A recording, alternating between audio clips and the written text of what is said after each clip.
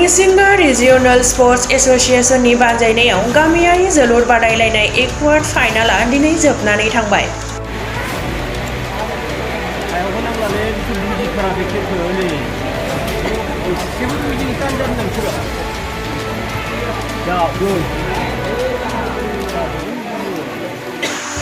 जोबथा बादायलायनाया फैगौ सेप्तेम्बर दाननि 3 अक्ट'आव खुंजागोन। जोबथा बादायनायाव रायजोफोरखौ लैहोर फैनानै मदद आरो नायफैनो थाखाय खावलायदों बिथां हरिसिंगा रिजियोनल स्पर्ट्स एसोसिएशननि गाहाय नेहाथारि इस्माइल दैमारिया।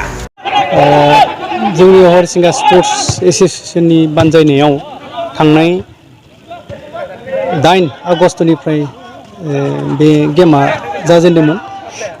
होनायनि माबाया जाहैबाय जोंहा इन्टार भिलेज फुटबल टुर्नामेन्ट।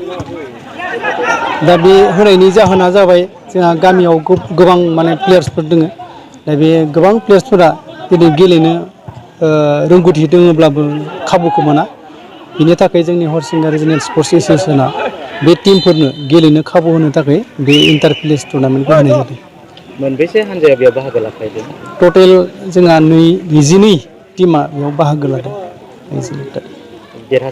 जायफोरा बे टुर्नामेन्टआव देरहागोन बिथांमोननो ट्रफिजों लोगोसे प्राइज मानि दोङो। बिथांमोननो जोबथा बादायलायनाय खालि होनाय जागोन। जोबथा बादायलायनाया माब्ला जागोन?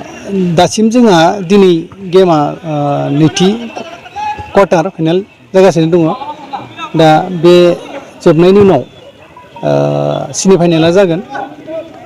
सेमि फाइनालनि उनाव फैगौ 3 सेप्तेम्बर खालि बे जोबथा बादायलायनाया जागोन।